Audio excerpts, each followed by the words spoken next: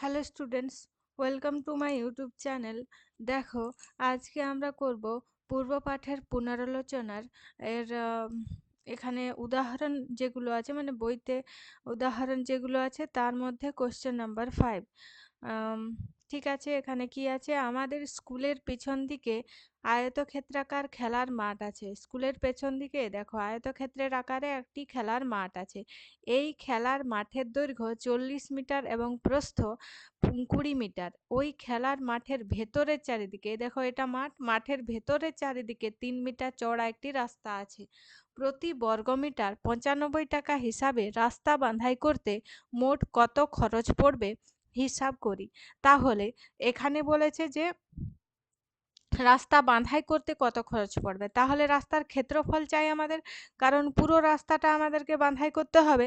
তো পুরো রাস্তাটা কতটা আছে সেটা আমাদেরকে বের করতে হবে। রাস্তা কতটা আছে সেটা কি করে বের করব? রাস্তা সহ বাগানের ক্ষেত্রফল আর রাস্তা বাদে বাগানের ক্ষেত্রফল দুটো বের করব, দুটোকে বিয়োগ করব, তাহলে আমরা রাস্তার ক্ষেত্রফল পাবো। ঠিক আছে, বোঝা গেল? তাহলে রাস্তা সমেত আয়তক্ষেত্রাকার মাঠের ক্ষেত্রফল 40, এটা দৈর্ঘ্য 40 ছিল, প্রস্থ 20 ছিল, 40 গুণিত 20 হবে। ঠিক আছে, তাহলে এখানে কি লিখবো আমরা? 5-এর দাগ। এখানে লিখবো রাস্তা সমেত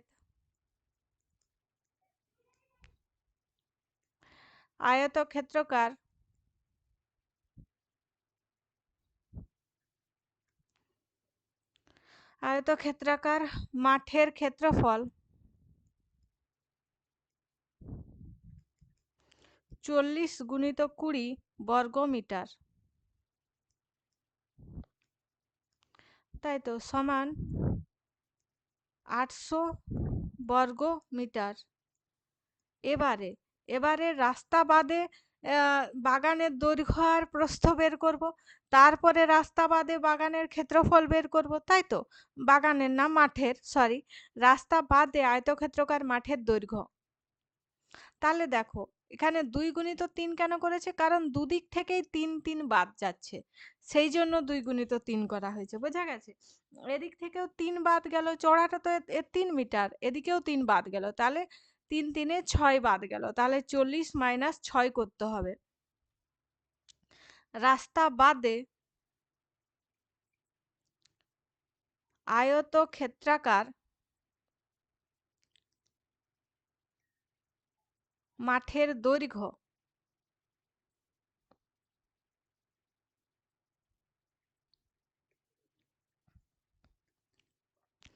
40 মাইনাস 2 গুণিত 3 এত বর্গ মিটার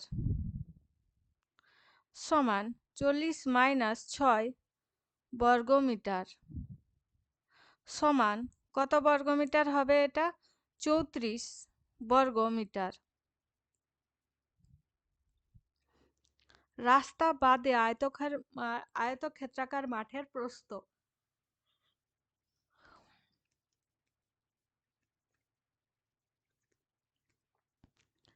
আয়তক্ষেত্রাকার মাঠের প্রস্থ, সে প্রস্থতেও তো দুদিকে 3 3 মিটার বাদ যাবে, তাই তো। তাহলে 20 মাইনাস 2 গুণিত 3 এত বর্গ মিটার সমান 20 মাইনাস 6 বর্গ মিটার সমান 14 বর্গ মিটার। দেখো, তাহলে রাস্তা বাদে মাঠের আমরা কি পেলাম? দৈর্ঘ্য প্রস্থ পেলাম। এবারে ক্ষেত্রফল বের করব। রাস্তা বাদে মাঠের ক্ষেত্রফল কত হবে? 34 গুণিত 14 বর্গ মিটার। এবারে গুণ করি। 34 গুণিত 14, 4 4-এ 16, হাতে 1, 4 3-এ 12, 1-এ 13, 1 4-এ 4, 1 3-এ 3, কত হলো? 6 7 আর এটা 4, 476 সমান 476 বর্গ মিটার। বোঝা গেল? এত হলো আমাদের রাস্তা বাদে। রাস্তা সহ কত ছিল? 800 বর্গ মিটার। তাহলে রাস্তার ক্ষেত্রফল কত হবে আমরা এখান থেকে বের করতে পারবো। তাহলে রাস্তার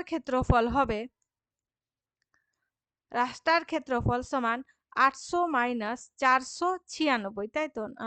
76, সরি, 476 এত বর্গমিটার। তাহলে 800 মাইনাস 476 কত হয়ে যাচ্ছে? 6 4 এ 10, 8 7 আর 1 8, 2 এ 10, 4 1 5 আর 3 এ 8। তাহলে কত হয়ে যাচ্ছে? 324 বর্গ মিটার। এবারে বলেছে প্রতি বর্গমিটার কত? 95 টাকা হিসাবে, 95 টাকা হিসাবে এই রাস্তা তৈরি করতে কত খরচ পড়বে। ঠিক আছে, তাহলে এবারে আমরা হিসাব করি। প্রতি বর্গমিটার 95 টাকা হিসাবে এই রাস্তা তৈরি করতে খরচ পড়বে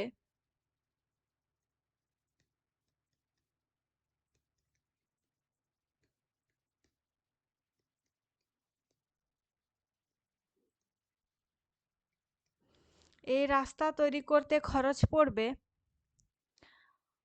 95 টাকা। তাহলে 324 গুণিত 95 টাকা।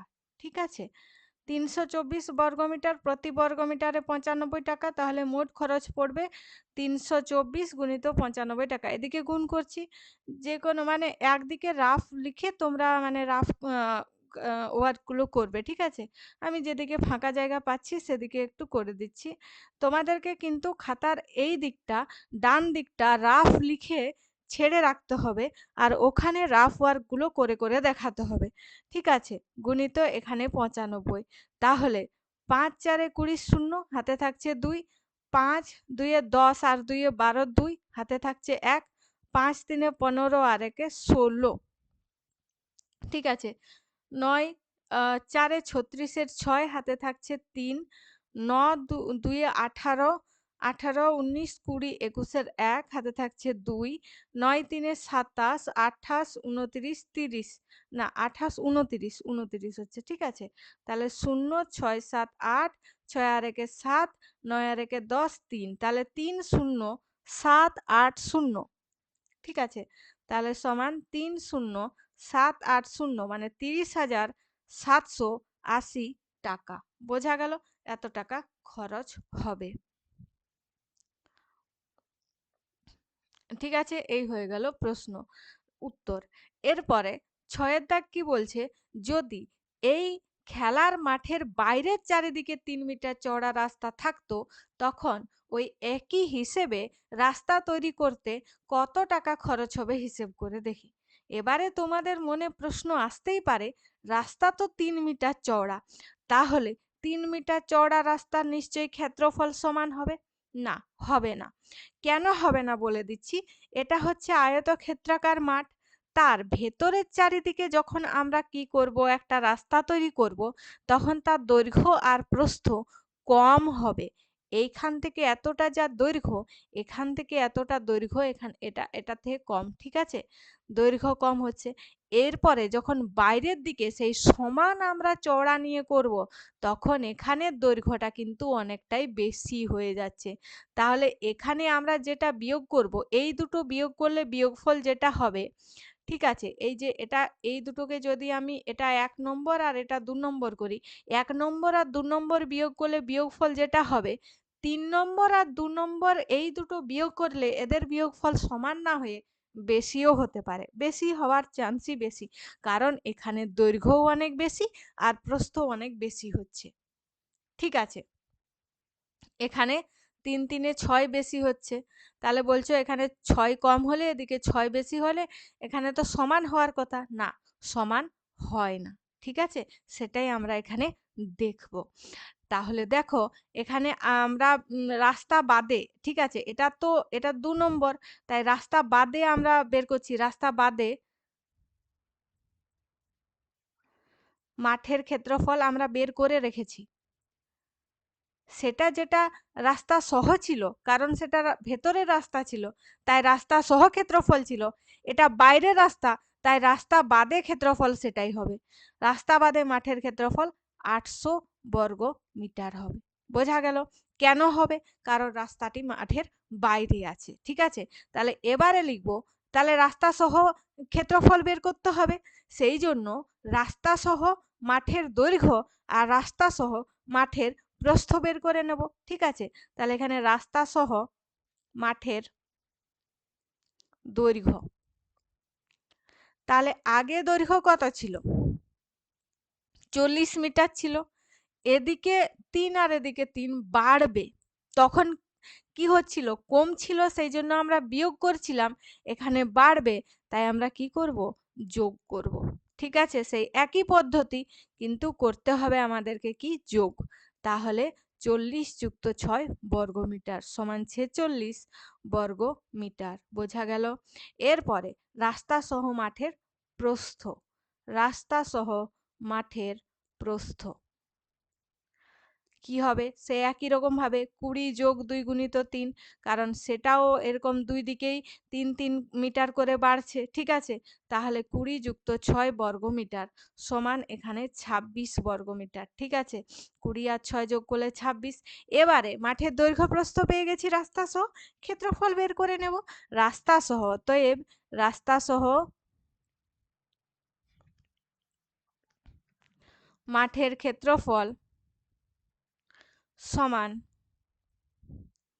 46 গুণিত 26 বর্গমিটার। তাহলে 46 গুণিত 26, 6 6 36-এর 6 হাতে থাকছে 3, 6 4-এ 24 আর 3-এ 27, তাই তো 6 2-এ 12, 2 হাতে থাকছে 1, 4 দুগুণে 8 আর 1-এ 9, 6 7 আর 2-এ 9, 9 10 11, তাহলে 1196 হচ্ছে, সমান 1196 বর্গ মিটার হলো রাস্তা সহ। রাস্তা বাদে কত ছিল? 800। এবারে আমরা রাস্তার ক্ষেত্রফল পাবো দুটোকে বিয়োগ করে, তাহলে রাস্তার ক্ষেত্রফল কত হয়ে যাচ্ছে? 1196 মাইনাস 800, এত বর্গ মিটার। বোঝা গেল? 1196 মাইনাস 800,